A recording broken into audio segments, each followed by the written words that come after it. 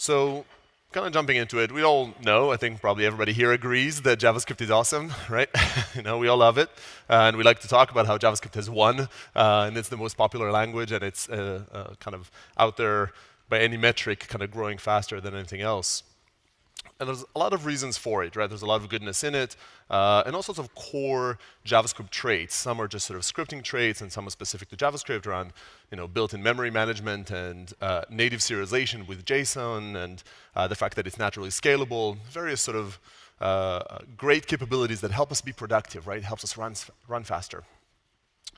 And those are amazing capabilities, and they're core, right? And they are indeed parts of the reason that JavaScript is so successful, and that in general we can create these awesome things.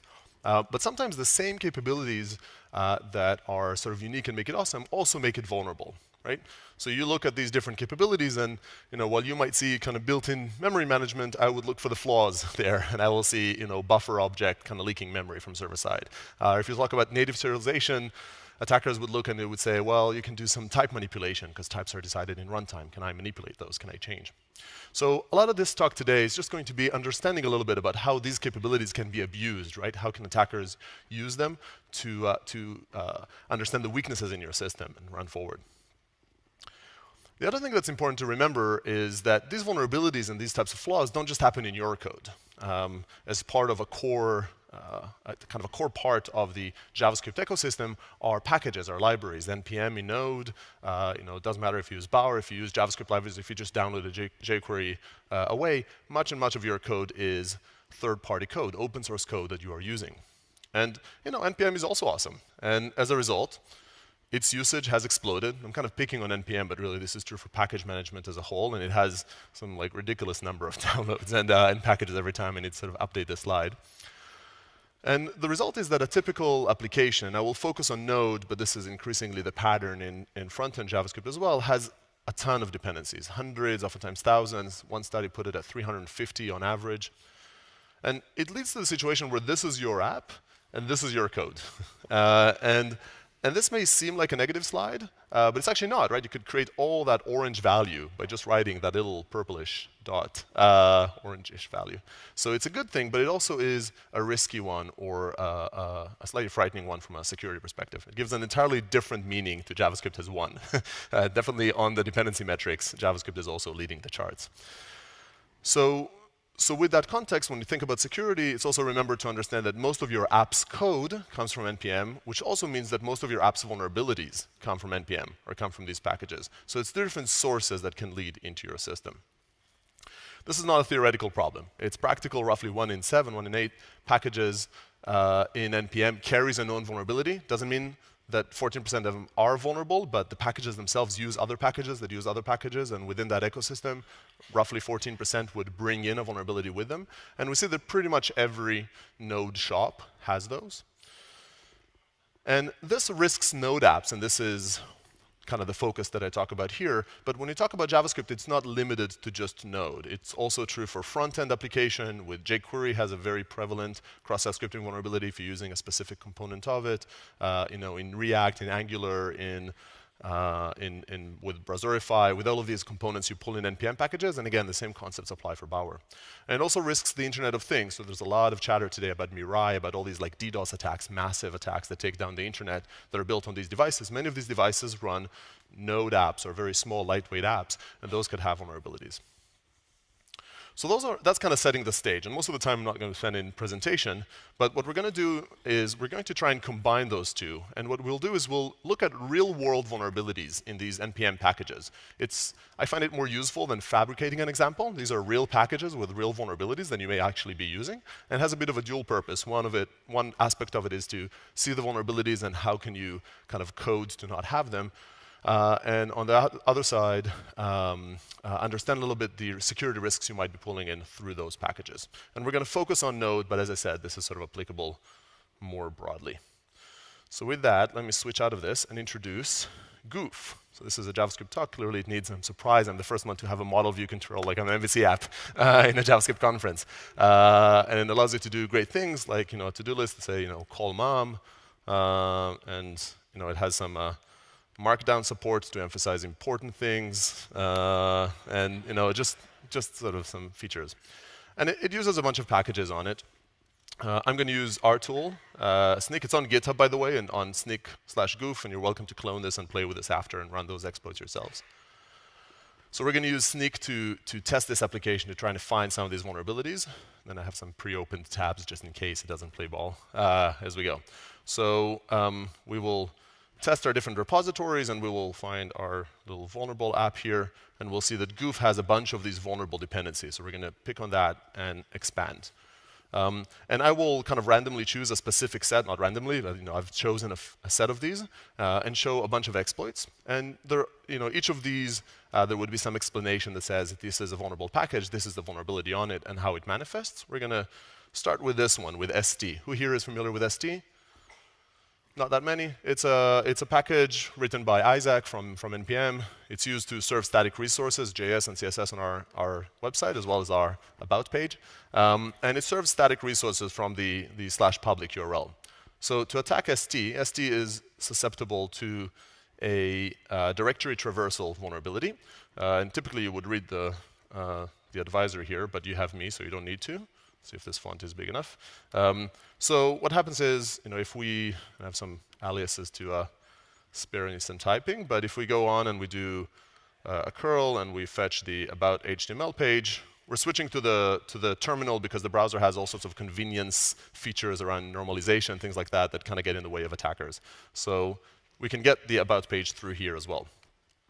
And as an attacker, if I know or I suspect there's a directory traversal attack, then the first thing I'm going to do is try to break out of the static file folder. These are components that are supposed to serve a set of static resources, but you don't want them to serve more than those resources. So I will put a // // and if I do that, I will get nothing, actually. So if you kind of scroll up, you will see that I just got redirected to the home page of it because ST is a smart package and it has a security control on it. It's not that it didn't think about security, it just omitted something. There's another way that I can represent a dot in a URL, which is dot URL encoding.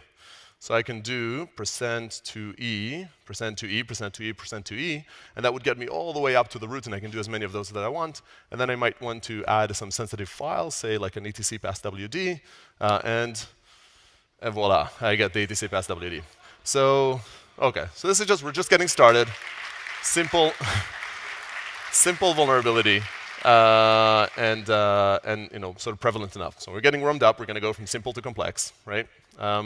A vulnerability, at its core, the vulnerability that ST had here, and this is a common vulnerability we see around, is just not dealing with encoding. So you have to think about the different ways that a character can get represented in your system. So this was on the URL side, so we showed a bit of a URL encoding vulnerability. But let's look at another one in marked, which is more in the HTML side. So who here is familiar with marked? A few more hands. So marked is one of the more popular markdown parsing libraries out there, and it gets about 2 million downloads a month. It's quite prevalent. And we use it to sort of do that, emphasize beer and things like that in our system. Now we know that it's susceptible to a cross-site scripting vulnerability. So what's the first thing we're going to do? Yeah, an alert script. So we're going to try to do something like this. We'll say alert1/script. And we'll try to do this because Markdown, oftentimes, many of these packages, including marked, actually support some HTML snippets in there as well. So we're going to do this and nothing. We're just going to get the text. And that's because marked has a sanitize function in it. Now, surprisingly or not, sanitize is actually turned off by default. So that's something to consider. Many of these packages actually have insecure defaults. So they might have a security feature. It might not be on all the time. But in this case, we did turn it on. We want it to be secure. But there are other ways to get a script onto a page. How else can I invoke a script? Thoughts? Yeah, I can do a link. So there's a bunch of these. I can also do like attributes. I can do a non-error. I'm going to focus on this, right? I might do a script like this. So I'm still within Markdown, and I will do an alert1. And then what happens here if I do this? No. Nothing, because marked catches this. And again, the sanitize function is quite comprehensive. In fact, it is fully spec compliant. So even if I try to get fancy here, and I will try to use an HTML entity. So HTML entity is kind of the HTML little sister version of URL encoding, or maybe the other way around. And I will represent this colon with a ampersand and a hash, and I think it's a 51. And also from kind of past experience, I know that I also need to encode this thing to, I think, a 40. Let me sort of cheat here a little bit. Oh, sorry, this is 41, and the other one needed to be 58. And these are just sort of ASCII representations, just numeric representations of this character. And if I do this, I'm now evading some of the security controls. And if I do this, I get nothing. So again, like security controls can be pretty tricky.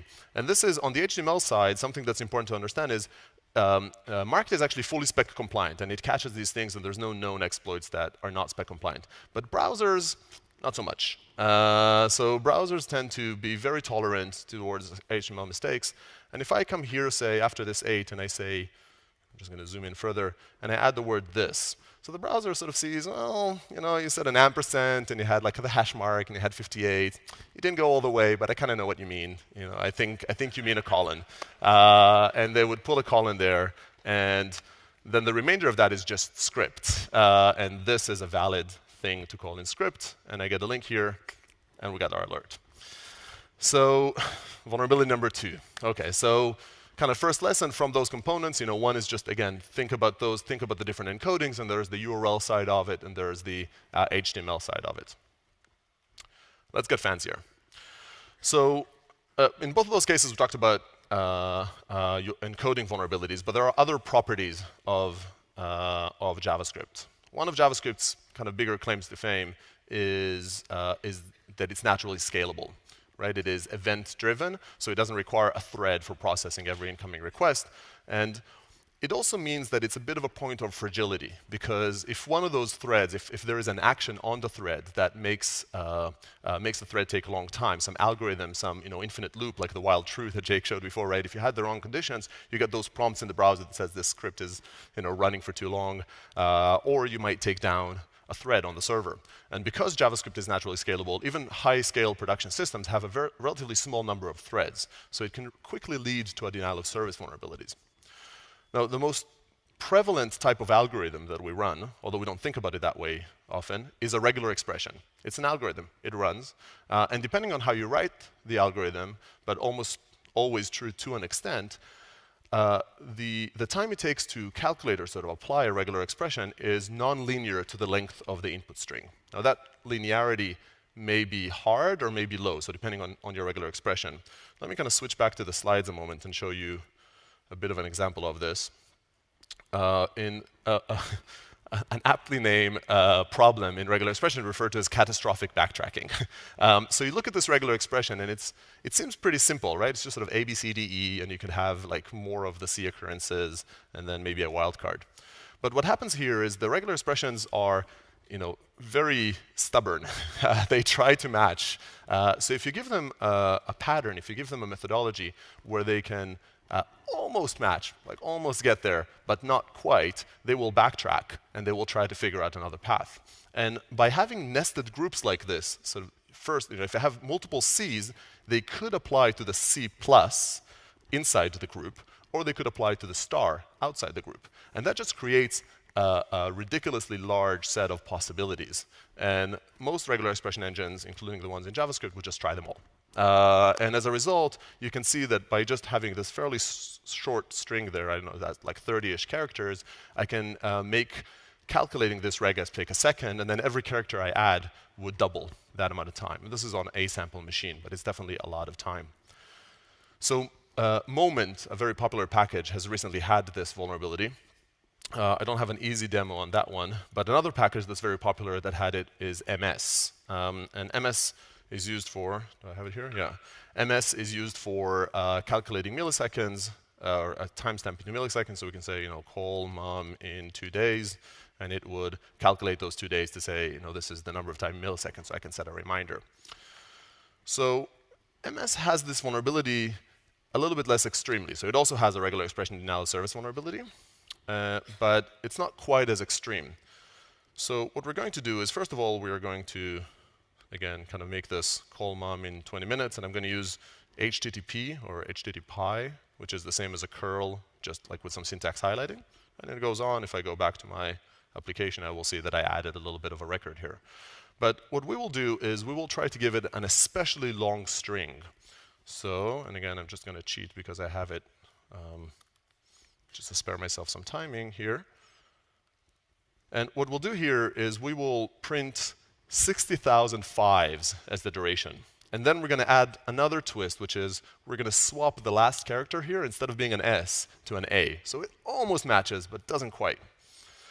And when I do this, it takes a long time to respond. Now, it takes a long time to respond. It's not a problem. But the problem is that in the meantime, my application here is unresponsive. So in this case, I have a single thread, and this is just taking out one Heroku dyno here. But first of all, I can hike up my bill, and if I added another 0, it wouldn't complete before the end of this talk. Now this way, it will, I think, in about 10 or 15 seconds, complete and end. But this type of regular expression denial of service is a very prevalent vulnerability, and you have to be very careful about regular expressions, both in your content and in code overall. And now, in this case, you might say, hey, this is 60,000 characters. Who in their right mind would sort of pass 60,000 characters? But if it's not explicitly blocked, it is allowed. There's nothing really there. The fix in MS, by the way, in the package is a little mediocre. They just capped it, I think, at like 1,000 or 10,000 characters. The right solution is to have a logical cap there to allow 20 characters or 30 characters in the different sections so that you truly limit it. Because otherwise, it doesn't take down the server, but it takes a very long amount of time to process. OK, so our application will recover here. We can just kind of go back here, and we deleted a bunch of items. So this was redos, and it really comes back to the event loop. And the same types of problem can kind of happen on front end. For my last trick, I will show a couple of other vulnerabilities. So this was in MS. And the last vulnerability I will show is in Mongoose. Who here knows of Mongoose? Yeah, everybody. So Mongoose is, everybody knows Mongoose is the way to access MongoDB. It's kind of the top one. And it has an interesting vulnerability in that it tripped over an object called buffer. Now, buffer is a very, very tricky object in the world of Node. Typically, when we work in JavaScript, we don't really think about memory management, right? Memory is this thing that's just sort of handled for us. But buffer allows us to play with it a little bit and to pre-allocate some memory. And it has a couple of constructors. Actually, I went to the advisory here, but I can probably show you here. If I just run Node, I'll just sort of move this up a little bit so you can see it. And if I can do new buffer and say 100, and I will get a buffer allocated with those 3 characters, 1, 0, 0. But if I do a new buffer and give it 100, I will get 100 bytes of memory. That's intended. However, that memory is not zeroed. As you can tell here, if I do this a few times, you'll notice that you have very different values in the different items, because this is just what happened to be in memory in those 100 bytes that I just allocated.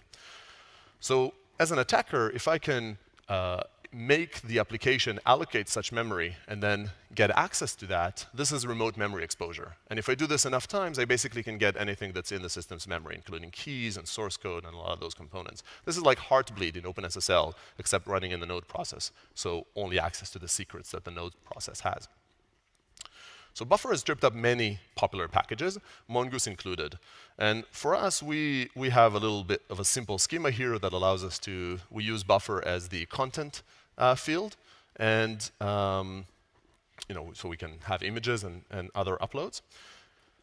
And Mongoose indeed had a vulnerability where it did not enforce the right type that goes into the component. So what we're going to do to exploit this is, first again, we're going to move to the browser. So we've already seen that we can do a curl command to invoke an item. But what we will do is, our application, like many Node applications, also supports another form of input, which is JSON. So I can do echo with, instead of a form field of content, a JSON parameter of content, and say, fix the bike. And if I do this, then if I go back to my application, I will see that we've indeed added an item that says fix the bike. But because this is JSON, I now have the ability to modify it a little bit. And instead of saying fix the bike, I can say 800 like this, which would give me 800 as a string. Or, because this is just naturally serializable, I can say 800 like this. When this gets serialized in the application, it allocates 800 bytes. And that memory is now a to-do item that's exposed to me.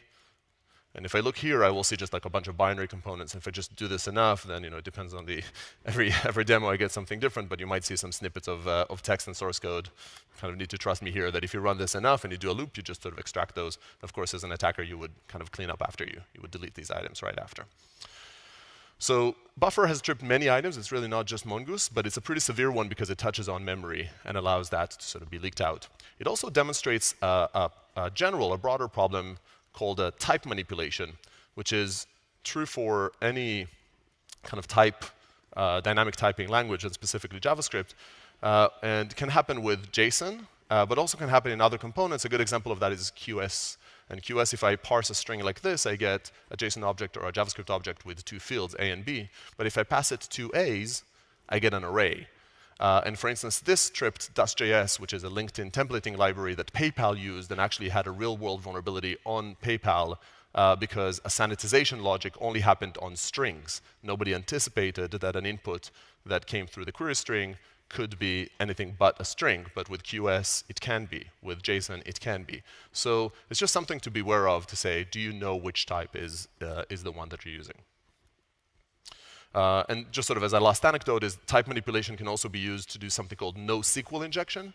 So we've shown strings and arrays, but if you have something like this where you use Mongoose to find users by a username and a password, and it's meant to be used like this where you have an admin and a string. However, if you can control a JSON input, then you can do something like this, and instead of a string in the password, you pass it a Mongoose function that allows you to say greater than nothing, which is everything, which means that if you've done this, you just get basically like SQL injection. You get a NoSQL injection to return all the records. And depending on your application logic, this might have just been a pretty major thing. So just to cap off, I want to show you a couple of things. So before we close off here, one thing I do want to show you is, we talked about a bunch of vulnerabilities. There are clearly many, many more that we can talk about. Hopefully these give you a tidbit.